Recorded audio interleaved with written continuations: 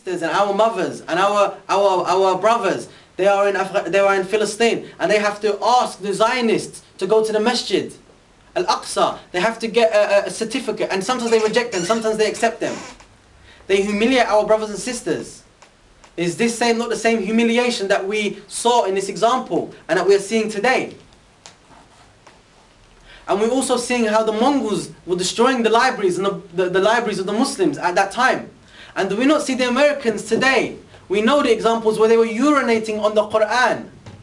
Where they urinated on the Quran. Brothers, are the examples not the same? Different time.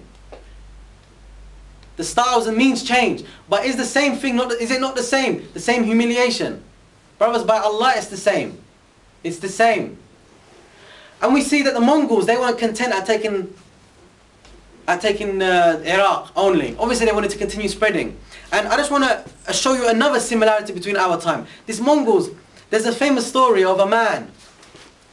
And this man, he's obviously afraid of these Mongols. And just to show you again actually how barbaric these Mongols were, you know, even their women were fighters. Yeah, but they didn't just fight, they were amazing fighters. They were very well trained. And there's a famous story of a man.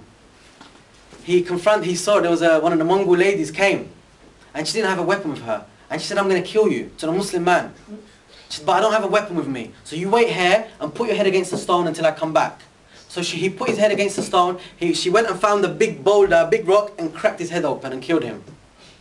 She left him. He could have run away. But he was so afraid. He was so afraid that he didn't run away. But brothers, do we not have the same mentality ourselves? Are we not so afraid of when we hear about America? We say, oh, we can never defeat America. Same way the Muslims were afraid of the Mongols. SubhanAllah, we will never defeat America. They're too technologically advanced. You know, they have this warship and that warship, and they can, you know, have radars where they can see where you're sleeping in your beds and all these kind of... We can never beat them. We will never beat the Americans. And they say Israel, they have nuclear weapons, they have this, they have that, they have, you know, all these different military technology. We will never defeat these people. Are we not suffering from the same mentality, brothers? Are we not suffering, thinking that these people are invincible? And this is another similarity that we see from the Battle of Ain Jalut, or from the story related to the Battle of Ain Jalut. So, this Mongol army, they decide they want to continue marching on. So what do? They get to the gates of Egypt. And I'm going to read you a letter, because what they decided, they said that we're not going to invade straight away, because we don't want to fight if we don't have to fight. Yeah, we want to get in there and then massacre them. Right? Yeah? So they sent a letter to the Emir, who was a man, not like anybody they'd met before. He was a man called Saifuddin Qutuz. And like we're going to see, this man was a very noble man, and he's not somebody they'd met before. And he dealt with them in a very apt way. Now, I'm going to read you the letter that they sent to this man, Saifuddin Qutuz, the Mongols, yeah? They said, this letter was sent via a messenger. They said, from the king of kings of the east and the west, the great Khan, to Qutuz, the Mamluk, who fled to escape our swords. You should think of what happened to other countries and submit to us. You have heard how we have conquered a vast empire and have purified the earth of the disorders that tainted it. We have conquered vast areas, massacring all the people. You cannot escape from the terror of our armies. Where can you flee? What road will you use to escape us? Our horses are swift, our arrows sharp, our swords like thunderbolts, our hearts as hard as the mountains, our soldiers as numerous as the sands. Fortresses will not detain us, nor arms stop us. Your prayers to God, they will not avail against us. We are not moved by tears, nor touched by lamentations. They were your cries, your pleas. We're not affected by these things. Only those who beg our protection will be safe. It's not enough to say we submit. You have to beg. Beg their protection, then we may allow you. Then we may allow you. Hasten your reply. Be quick before the fire of war is kindled. Resist and you will suffer the most terrible catastrophes. We will shatter your mosques and reveal the weakness of your God. And then we will kill your children and your old men together. At present, you are the only enemy against whom we have to march. Very clear, isn't it? This is the last stand. There's nobody else after them. And you can see what kind of savages these people were. You know, don't think because they said that if you submit, we're going to let you off. You know what they did to that man who said that he betrayed the Khalif, Al-Kimmi. He said to them, you know, if I help you, will you help me be the Khalif? And they said, yes. When they got in and took over, they killed him as well. They said to him, you know, if you betrayed your Khalif, then you'll easily betray us. So they killed him as well. So they have no word. Now, they were at the gates of Baghdad, at the gates of Misr, Egypt. And Sayfuddin Qutuz, what did he do? What did he do? Sayfuddin Qutuz got this messenger who brought this letter, and he chopped his head off. And then he hanged it on the outside of the city. And why did he do that? He did that as a message. You're not fighting nobody you fought against previously. The rules of the game have changed. You're going to fight on my terms. And obviously the Mongols hadn't been there. Everyone was afraid of them, isn't it? Up until now, like you could see with that man whose head was smacked by that woman.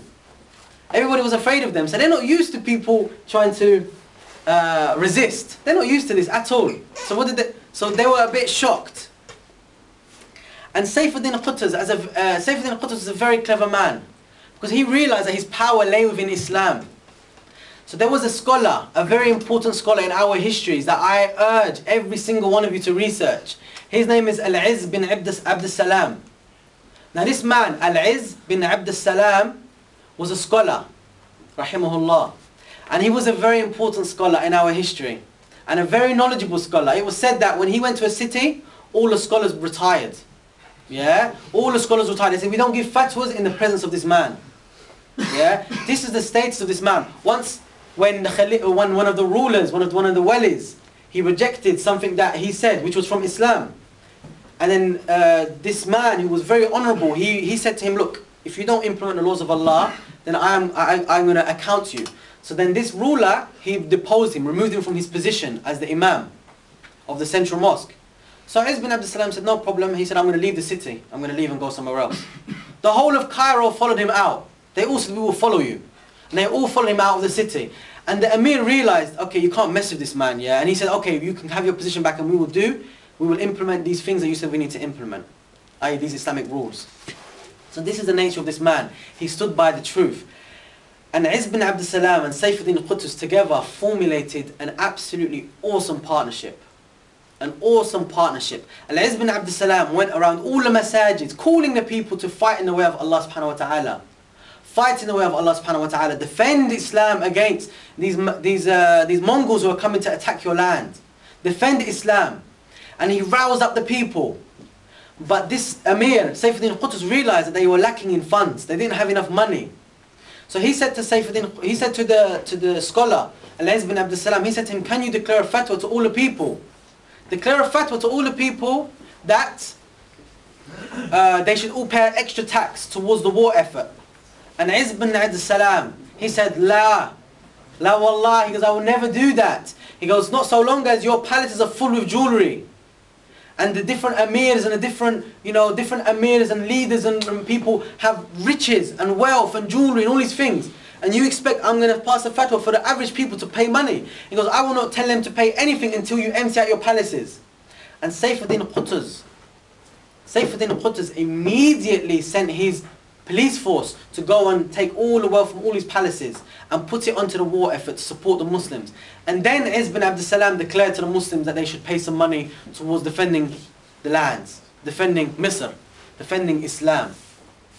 So we can see the role of the scholars. The role of the scholars, subhanAllah, we can relate this to our reality today. Some scholars, not all, some scholars, whatever the ruler tells them to do, they do. You know, some scholars, they justify when our lands are attacked. You know, they will justify this. They say it's okay. They will justify the Americans being on our lands. They say this is halal. Yeah? They will justify these things. When the ruler is ruling by non-Islam, they will change it and say, no, it's Islam. And they will sign a fatwa saying this is Sharia. This is Dar al-Islam. This is Islamic State. Even though even the ruler doesn't say it's an Islamic State. Yeah? Yet some of these scholars will queue up to say this is Islamic. You see, some, I don't want to say all, not all of the scholars, some of our scholars, how they will sell out. Yet we see what the real scholars, how they behaved.